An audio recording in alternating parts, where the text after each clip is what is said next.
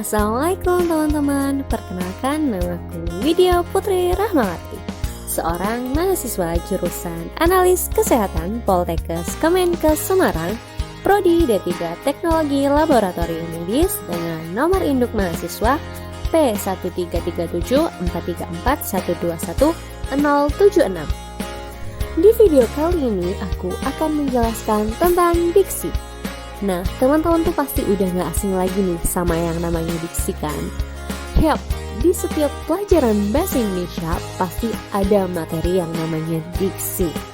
Nah, melalui video ini semoga bisa membantu teman-teman memahami apa itu diksi. Tanpa lama-lama lagi, langsung kita mulai penjelasannya. Yang pertama, definisi dan pengertian diksi. Secara singkat, diksi dapat diartikan sebagai pilihan kata. Menurut Kamus Besar Bahasa Indonesia sendiri, pengertian diksi adalah pilihan kata yang tepat dan selaras dalam penggunaannya untuk mengungkapkan gagasan sehingga diperoleh efek tertentu seperti apa yang diharapkan. Seperti kita akan membuat novel, cerpen, ataupun puisi, kita harus yang namanya memilih kata supaya sesuai dengan apa yang dimaksud atau apa yang ingin disampaikan dalam novel, cerpen, cerita, ataupun puisi tersebut ya teman-teman. Selanjutnya yang kedua, fungsi diksi. Fungsi diksi yang pertama adalah membuat orang yang membaca ataupun mendengar karya sastra menjadi lebih paham mengenai apa yang ingin disampaikan oleh pengarang. Yang kedua, membuat komunikasi menjadi lebih efektif. Yang ketiga, melambangkan ekspresi yang ada dalam gagasan secara verbal, tertulis ataupun terucap. Dan yang keempat, membentuk ekspresi ataupun gagasan yang tepat sehingga dapat menyenangkan pendengar ataupun pembacanya. Nah, di dalam diksi ada dua persyaratan yang harus kita penuhi. Yang pertama adalah ketepatan. Ketepatan artinya kata-kata yang dipilih itu dapat mengungkapkan dengan tepat apa yang ingin diungkapkan sehingga tafsiran pembaca sesuai dengan apa yang dimaksud penulis. Jelas ya teman-teman, dalam memilih kata kita harus tepat supaya pembaca bisa memahami apa yang dimaksud oleh penulis.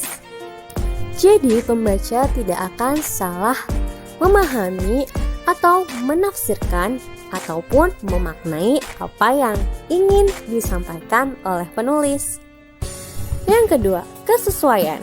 Kesesuaian artinya menuntut kecocokan antara kata-kata yang dipakai dengan kesempatan dan keadaan pembaca. Jadi dalam memilih kata kita tuh harus sesuai dengan kesempatan dan keadaan cerita yang ingin kita sampaikan kepada pembaca. Pembahasan yang selanjutnya yaitu macam-macam syarat diksi. Syarat diksi yang pertama yaitu makna denotatif dan makna konotatif. Makna denotatif adalah sebuah kata yang memiliki arti yang sebenarnya dan apa adanya seperti yang sehari-hari kita gunakan.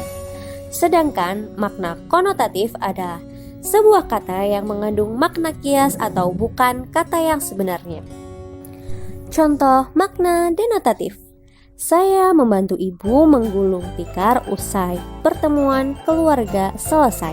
Menggulung tikar bermakna sebenarnya yaitu melakukan gulungan pada tikar.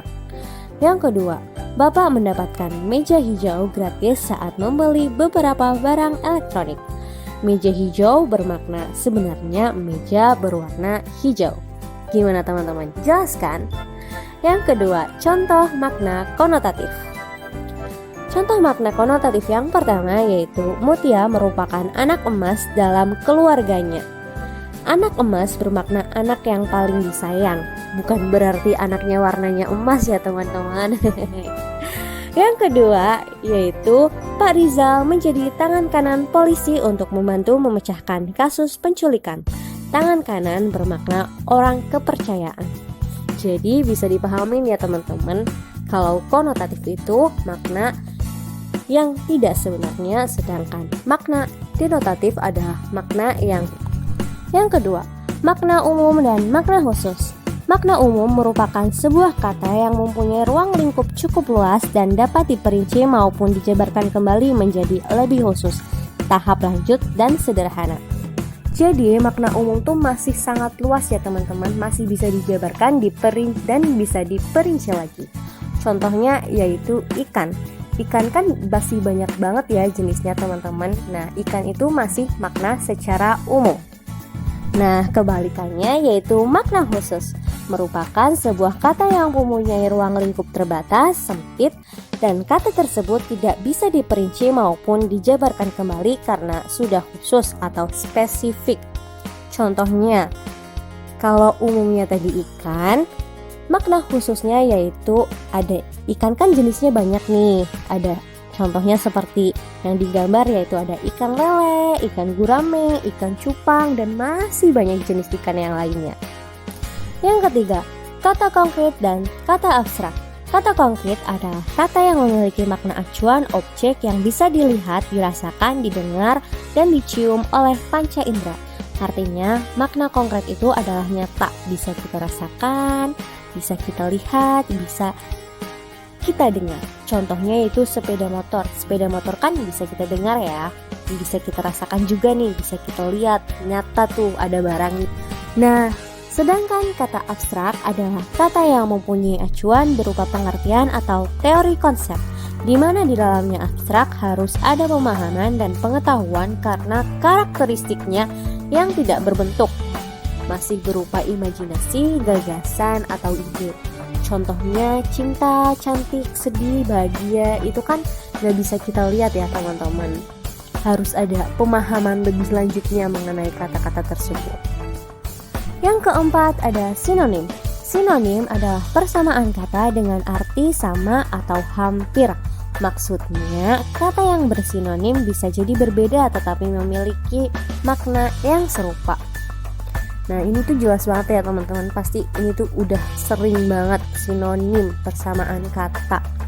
Contohnya dari sinonim tuh banyak banget. Di sini yang aku kasih yaitu ada bertemu sama dengan berjumpa, hewan, binatang, buruk sama dengan jelek, bohong sama dengan dusta, dan lain-lain. Yang kelima yaitu kata kajian dan kata populer. Kata kajian adalah kata yang perlu ditelaah lebih jauh lagi artinya karena tidak bisa langsung dipahami oleh semua orang. Kata kajian digunakan untuk suatu pengkajian atau kepentingan keilmuan. Kata-kata kajian disebut juga kata ilmiah diserap dari bahasa asing atau bahasa daerah. Kata populer. Kata populer adalah kata yang umum yang digunakan di kehidupan masyarakat. Arti kata populer atau umum diketahui oleh seluruh lapisan masyarakat. Kata populer tersebut digunakan dalam percakapan kita sehari-hari. Jadi bisa dibedakan ya teman-teman. Kata kajian itu biasanya tidak dijumpai dalam kehidupan sehari-hari dan gak banyak orang yang tahu. Sedangkan kata populer itu kata yang banyak digunakan atau kata yang bisa kita jumpai, kita lihat sehari-hari. Gitu teman-teman. Contoh kata kajian dan kata populer. Kata populer bagian, kata kajiannya adalah unsur. Kata populer keuntungan, kata kajiannya adalah laba. Dan masih banyak contoh yang lainnya. Yang terakhir, jargon dan slang. Jargon adalah kata khas yang biasanya digunakan oleh kelompok tertentu dan diikat dengan aturan. Contohnya yaitu jargon yang dimiliki Poltekkes Kemenkes Semarang. Selanjutnya yaitu slang. Slang adalah kata khas yang digunakan kelompok tertentu yang bersifat bebas, lebih umum digunakan oleh para kaula muda meski kaula tua pun ada yang menggunakannya. Contohnya gabut. Nah, teman-teman tuh pasti udah tahu banget tuh apa yang namanya gabut. Sering banget nih pasti teman-teman gunainnya ya. Nah, banyak banget nih contoh lain dari slang. Ada juga bucin dan sebagainya. Nah, itu dia tadi video penjelasan mengenai diksi. Semoga bisa membantu teman-teman lebih memahami apa itu diksi. Sekian yang bisa saya sampaikan, semoga bermanfaat bagi teman-teman. Mohon maaf apabila ada kekurangan. Wassalamualaikum warahmatullahi wabarakatuh.